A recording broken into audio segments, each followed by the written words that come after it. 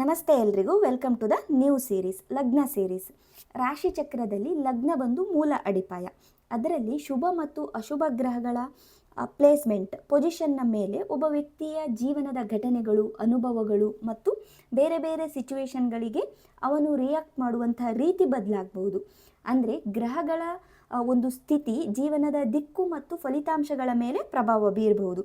ಆದರೆ ವ್ಯಕ್ತಿತ್ವದ ಮೂಲಭೂತ ಸ್ವರೂಪವನ್ನು ಲಗ್ನವೇ ನಿರ್ಧರಿಸುತ್ತದೆ. ಸೊ ಈಗ ಲಗ್ನದ ಮೇಲೆ ಹೋರೋಸ್ಕೋಪಲ್ಲಿ ಗ್ರಹಗಳನ್ನು ಪರಿಗಣಿಸದೆ ಓನ್ಲಿ ಲಗ್ನದ ಮೇಲೆ ಲೈಫ್ನ ಬ್ಲೂ ಪ್ರಿಂಟ್, ರೂಪರೇಖೆ, ಲೈಫಿಗೆ ಸಂಬಂಧಿಸಿದಂತಹ ಬೇಸಿಕ್ ಅನ್ನುವುದು ಹೇಗಿರುತ್ತೆ ಒಂದೊಂದೇ ಲಗ್ನದ ಬಗ್ಗೆ ತಿಳ್ಕೊಳ್ತಾ ಹೋಗುವ. ಸೊ ಇವತ್ತು ನಾವು ಮೇಷ ಲಗ್ನಕ್ಕೆ ಸಂಬಂಧಿಸಿದಂತೆ ಬೇಸಿಕ್ ಬ್ಲೂ ಪ್ರಿಂಟ್ ಹೇಗಿರುತ್ತೆ ಮೇಷ ಲಗ್ನದ ಜಾತಕದವರಿಗೆ. ಮೇಷ ಲಗ್ನಕ್ಕೆ ಅಧಿಪತಿ ಬಂದು ಕುಜ, ಮಂಗಳ ಗ್ರಹ. ಇದು ಸ್ಟ್ಯಾಂಡರ್ಡ್ ಚಾರ್ಟಲ್ಲಿ ಫಸ್ಟ್ ಹೌಸ್ ಅಲ್ವಾ, ಹಾಗಾಗಿ ಕುಜನಿಗೆ ಸಂಬಂಧಪಟ್ಟಂತಹ ಕ್ಯಾರೆಕ್ಟರ್ಸ್ ಇವರಲ್ಲಿ ಇರುತ್ತೆ. ಯೂಶ್ವಲ್ ಆಗಿ ಮೇಷ ಲಗ್ನದವರು medium height, medium structured personality ಇರುವಂಥ ಸಾಧ್ಯತೆ ಇರುತ್ತೆ. ಲೈಕ್ ಟೂ ಮಚ್ ಟಾಲ್ ಇರಲ್ಲ, ಒಂದು ಮೀಡಿಯಂ ಅವರೇಜ್ ಹೈಟ್ ಇರ್ತಾರೆ. ಹಾಗೆ ಮೇಷ ಲಗ್ನದವರು ಆ್ಯಕ್ಟಿವ್ ಆಗಿರ್ತಾರೆ. ಯಾಕಂದರೆ ಫಸ್ಟ್ ಹೌಸ್ ಕುಜನ ಆ್ಯಕ್ಟಿವಿಟಿ ಅವರ ಬಾಡಿಯಲ್ಲಿ ರಿಫ್ಲೆಕ್ಟ್ ಆಗ್ತಾ ಇರುತ್ತೆ.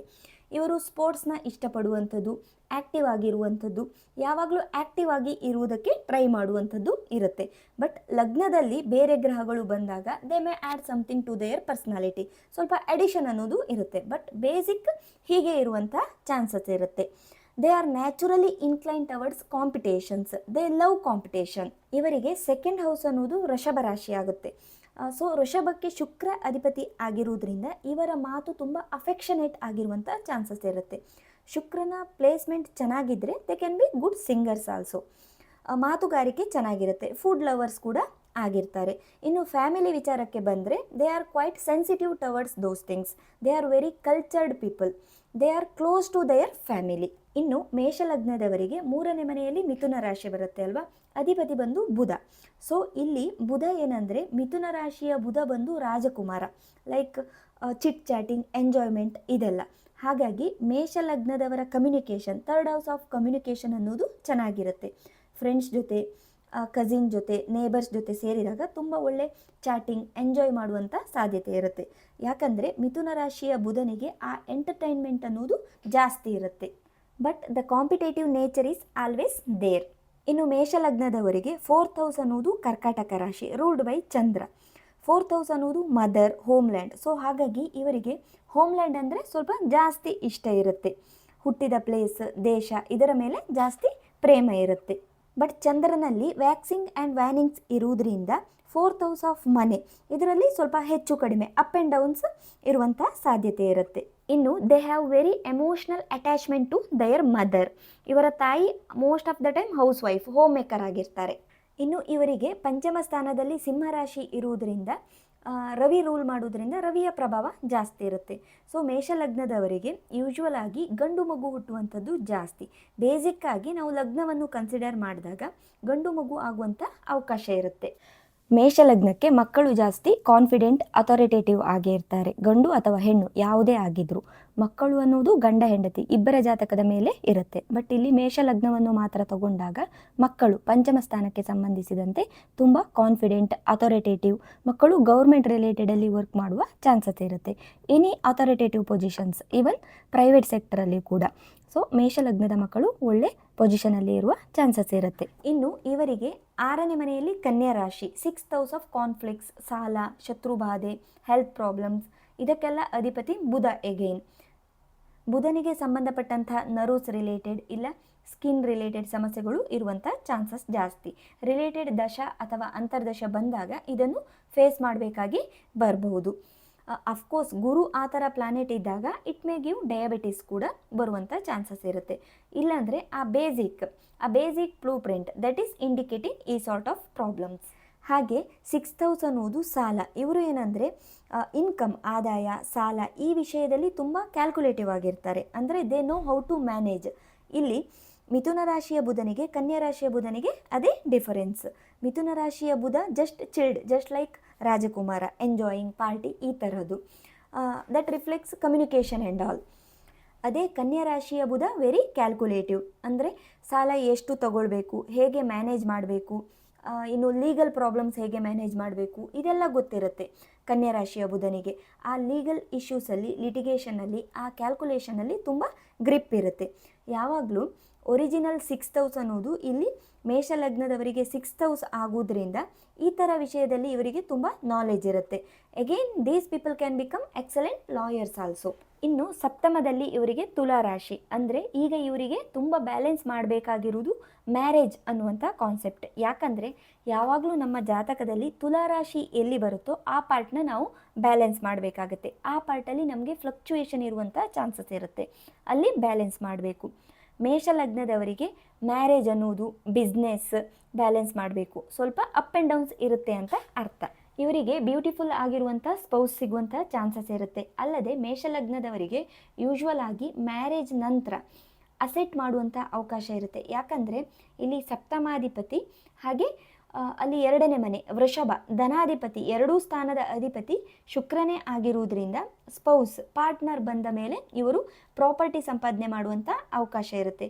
ಮೇ ಬಿ ಶುಕ್ರ ಎಲ್ಲಿ ಬೇಕಾದರೂ ಇರಲಿ, ಬಟ್ ಸ್ಟಿಲ್ ಈ 2 ಸ್ಥಾನಕ್ಕೆ ಶುಕ್ರ ಅಧಿಪತಿ ಆಗಿರುವುದರಿಂದ they can earn assets after marriage. ಇನ್ನು ಇವರಿಗೆ ಅಷ್ಟಮ 8ನೇ ಮನೆಯಲ್ಲಿ ವೃಶ್ಚಿಕ ರಾಶಿ, ಕುಜನಿಗೆ ಸಂಬಂಧಿಸಿದ್ದು. ಇಲ್ಲಿ ಲಗ್ನಾಧಿಪತಿ ಅಷ್ಟಮಾಧಿಪತಿ ಸೇಮ್ ಕುಜನಾಗ್ತಾನೆ. ಹಾಗಾಗಿ ಇವರು ಸೀಕ್ರೆಟ್ಸ್ನ ತುಂಬ ಚೆನ್ನಾಗಿ ಮ್ಯಾನೇಜ್ ಮಾಡ್ತಾರೆ. They can have part of secret life ಇರುವಂಥ ಚಾನ್ಸಸ್ ಇರುತ್ತೆ, ಹೊರಗಿನವರಿಗೆ ಗೊತ್ತಾಗದ ಹಾಗೆ. ಯಾಕಂದರೆ ಯಾವಾಗಲೂ ಲಗ್ನಾಧಿಪತಿಗೆ ಅಷ್ಟಮಾಧಿಪತಿಯ ಕನೆಕ್ಷನ್ ಇರುತ್ತೆ, ಅಥವಾ ಅಷ್ಟಮದಲ್ಲೇ ಇದ್ದಾಗ, ಇಲ್ಲ ಅಷ್ಟಮಾಧಿಪತಿ ಮತ್ತು ಲಗ್ನಾಧಿಪತಿ ಒಬ್ಬರೇ ಆದಾಗ they have some secrets within.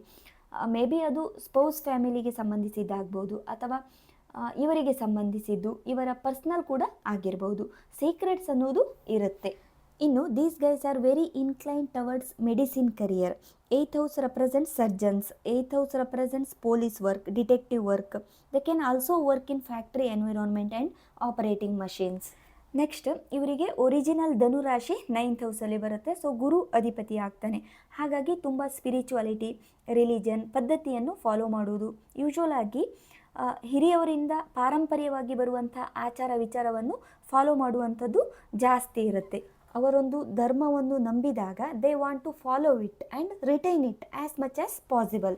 Video continue ಮಾಡಲಿಕ್ಕಿಂತ ಮುಂಚೆ ನಿಮಗೆ ಯಾರಿಗಾದರೂ ಬೇಸಿಕ್ ಆಸ್ಟ್ರಾಲಜಿ ಗೊತ್ತಿದ್ದು ಪ್ರಿಡಿಕ್ಷನ್ ಮಾಡಲಿಕ್ಕೆ ಕಷ್ಟ ಆಗ್ತಾ ಇದ್ದರೆ, ಸಿರಿ ಆರಾಧ್ಯ ಆಸ್ಟ್ರೋ ವಿಜಯರಾಜ್ ಸರ್ ಅವರು ಜೂನ್ 14ರಂದು ಭಾನುವಾರ ಬ್ಯಾಂಗ್ಳೂರಲ್ಲಿ 1 ಮಿನಿಟ್ ಪ್ರಿಡಿಕ್ಷನ್ ಟೆಕ್ನಿಕ್ ಕ್ಲಾಸ್ ಇಟ್ಕೊಂಡಿದ್ದಾರೆ. ಈಸಿಯಾಗಿ ಹೇಗೆ ಪ್ರಿಡಿಕ್ಷನ್ ಮಾಡಬೇಕು ಅಂತ ಹೇಳಿಕೊಡ್ತಾರೆ. ಇಲ್ಲಿ ಡೀಟೇಲ್ಸ್ ಇದೆ, ಕಾಲ್ ಮಾಡಿ ನಿಮ್ಮ ಸೀಟ್ ಬುಕ್ ಮಾಡಿಕೊಳ್ಳಿ. Okay, next 10th house of professional life. ಇವರಿಗೆ ಯೂಶ್ವಲ್ ಆಗಿ ಮೇಷಲಗ್ನದವರಿಗೆ ಪ್ರೊಫೆಷ್ನಲ್ ಲೈಫ್ ಸ್ವಲ್ಪ ಸ್ಲೋ ಆಗಿ ಸ್ಟಾರ್ಟ್ ಆಗುತ್ತೆ. ಸ್ಟೆಬಿಲಿಟಿ ಅನ್ನೋದು, ಕರಿಯರಲ್ಲಿ ಸ್ಟೆಬಿಲಿಟಿ ಅನ್ನೋದು ಸ್ಲೋ ಆಗಿ ಇರುತ್ತೆ. ಯಾಕಂದರೆ ಇಲ್ಲಿ 10th ಲಾರ್ಡ್ ಮಕರ ರಾಶಿಯ ಅಧಿಪತಿ ಶನಿ ಆಗ್ತಾನೆ. ಶನಿಯು ನಿಧಾನವಾಗಿ ಫಲ ಕೊಡ್ತಾನೆ. ಕರಿಯರಲ್ಲಿ ಪ್ರಾಬ್ಲಮ್ ಜಾಸ್ತಿ ಫೇಸ್ ಮಾಡ್ತಾರೆ. ಶನಿ ರಿಸಲ್ಟ್ ಕೊಡುವುದು ಹಾರ್ಡ್ ವರ್ಕ್ ಮಾಡಿದ ನಂತರ, ಕಷ್ಟಪಟ್ಟ ನಂತರ. ಬಟ್ ಇವರಿಗೆ ಕರಿಯರ್ ಸ್ಲೋ ಆಗಿ ಬೂಸ್ಟಪ್ ಆದರೂ ಕೂಡ ಸ್ಥಿರವಾದ ಫಿಕ್ಸ್ಡ್ ಇನ್ಕಮ್ ಅನ್ನೋದು ಇರುತ್ತೆ. ಯಾಕಂದರೆ ಇಲ್ಲಿ 11th ಲಾರ್ಡ್ ಲಾಭಾಧಿಪತಿ ಕೂಡ ಶನಿ ಆಗ್ತಾನೆ. ಸೊ ದಶಮಾಧಿಪತಿ ಮತ್ತು ಲಾಭಾಧಿಪತಿ ಶನಿ ಆಗಿರುವುದರಿಂದ ಮೇಷಲಗ್ನದವರಿಗೆ ಕರಿಯರ್ ಸ್ವಲ್ಪ ಸ್ಲೋ ಸ್ಟಾರ್ಟ್ ಆಗಿ ಮತ್ತು ಟ್ರಬಲ್ ಫೇಸ್ ಮಾಡಿದ ಮೇಲೆ ಸ್ಟಾರ್ಟ್ ಮಾಡಿದರೂ ಕೂಡ ಸ್ಥಿರವಾದ ಆದಾಯ ಸಂಪಾದನೆ ಮಾಡುವ ಚಾನ್ಸಸ್ ಇರುತ್ತೆ. ಇನ್ನು ಇವರಿಗೆ 12th ಹೌಸಲ್ಲಿ ಮೀನ ರಾಶಿ. ಇಲ್ಲಿ 9th ಲಾರ್ಡ್ ಮತ್ತು 12th ಲಾರ್ಡ್ ಎರಡಕ್ಕೂ ಕೂಡ ಗುರು ಅಧಿಪತಿ. ಇವರಿಗೆ ಗುರು ಭಾಗ್ಯಾಧಿಪತಿ ಮತ್ತು ವ್ಯಯಾಧಿಪತಿ. ಸೊ ಇವರಿಗೆ ಒಂದು ಸರ್ಟೈನ್ ಏಜ್ ನಂತರ ಇವರಲ್ಲಿ ಸ್ಪಿರಿಚುವಾಲಿಟಿ ಅನ್ನೋದು ತುಂಬ ಹೈ ಲೆವೆಲಲ್ಲಿ ಇರುತ್ತೆ. ಚಾರಿಟಿ ಮಾಡುವಂಥದ್ದು, ಆಶ್ರಮಕ್ಕೆ ಡೊನೇಷನ್ ಕೊಡುವುದು, ರಿಲಿಜಿಯಸ್ ಪರ್ಪಸ್ಗೆ ಡೊನೇಷನ್ ಮಾಡುವುದು, ಆ ಥರ ಇಂಟ್ರೆಸ್ಟ್ ಮೇಷಲಗ್ನದವರಿಗೆ ಜಾಸ್ತಿ ಇರುತ್ತೆ. ಟೆಂಪಲ್ ವಿಸಿಟ್ ಮಾಡುವುದು, ಅದಕ್ಕೋಸ್ಕರ ಖರ್ಚು ಮಾಡುವುದು. ಹಾಗೆಯೇ ಫಾರಿನ್ ಲ್ಯಾಂಡ್ಸ್ ಕೂಡ ಇವರಿಗೇನೆಂದರೆ ಯೂಶ್ವಲ್ ಆಗಿ ಹೊರಗಡೆ ಹೋದಾಗ ಸೆಟ್ಲ್ಮೆಂಟ್ ಅನ್ನೋದು ಈಸಿ ಆಗಿರುತ್ತೆ. ಇನ್ನೊಂದೇನೆಂದರೆ ಇವರ ತಂದೆ ಸ್ವಲ್ಪ ಕಷ್ಟಪಡುವಂಥದ್ದು ಜಾಸ್ತಿ ಇರುತ್ತೆ. ಬಟ್ ತಂದೆಯ ಪ್ರಿನ್ಸಿಪಲ್ಸ್ನ ಇವರು ಚೆನ್ನಾಗಿ ಫಾಲೋ ಮಾಡ್ತಾರೆ. 10th ಲಾರ್ಡ್ ಶನಿ ಆಗಿರೋದ್ರಿಂದ ಸ್ವಲ್ಪ ಕಷ್ಟಪಡಬೇಕಾಗುತ್ತೆ. ಸೊ ಗ್ರಹಗಳನ್ನು ಕನ್ಸಿಡರ್ ಮಾಡದೆ ಓನ್ಲಿ ಲಗ್ನ, ಮೇಷಲಗ್ನದವರ ಬೇಸಿಕ್ ಲೈಫ್ನ ರೂಪರೇಖೆ ಅನ್ನೋದು ಈ ರೀತಿ ಇರುವ ಸಾಧ್ಯತೆ ಇರುತ್ತೆ. ಇದು ಒಂದು ಗ್ರೌಂಡ್ ಲೆವೆಲ್ ಅಂತ ಹೇಳ್ಬೋದು. ಇದಕ್ಕಿಂತ ಲೋ ಕೂಡ ಇರಬಹುದು, ಹೈ ಕೂಡ ಇರಬಹುದು. ಅದು ಗ್ರಹಗಳ ಪ್ಲೇಸ್ಮೆಂಟ್ ಮೇಲೆ ಡಿಪೆಂಡ್ ಆಗುತ್ತೆ. ಇದು ಬೇಸ್ ಲಗ್ನದ ಲಕ್ಷಣಗಳು ಬೇಸ್ಮೆಂಟ್ ಅಷ್ಟೇ. ಮೇಲೆ ಬಿಲ್ಡಿಂಗ್ ಹೇಗಿರುತ್ತೆ ಅನ್ನೋದು ಯಾವಾಗಲೂ ಬೇಸ್ಮೆಂಟ್ ಮೇಲೆ ನಿರ್ಧಾರ ಆಗುತ್ತೆ ಅಲ್ವಾ. ಉಳಿದ ಗ್ರಹಗಳ ಪ್ಲೇಸ್ಮೆಂಟ್ ಮೇಲೆ ನೆಕ್ಸ್ಟ್ ಲೈಫ್ ಇರುತ್ತೆ. ಬಟ್ ಬಿಲ್ಡಿಂಗ್ ಹೇಗೆ ಇದ್ರೂ ಬೇಸ್ಮೆಂಟ್ ಆಫ್ ಮೇಷಲಗ್ನ ಇದಾಗಿರುತ್ತೆ. ಸೊ ಈ ವಿಡಿಯೋ ನಿಮಗೆ ಇಷ್ಟ ಆದರೆ ಲೈಕ್ ಮಾಡಿ, ಶೇರ್ ಮಾಡಿ, ಹಾಗೆ ಚಾನಲ್ನ ಸಬ್ಸ್ಕ್ರೈಬ್ ಮಾಡ್ಕೊಳ್ಳಿ. ಎಲ್ರಿಗೂ ಒಳ್ಳೆಯದಾಗಲಿ.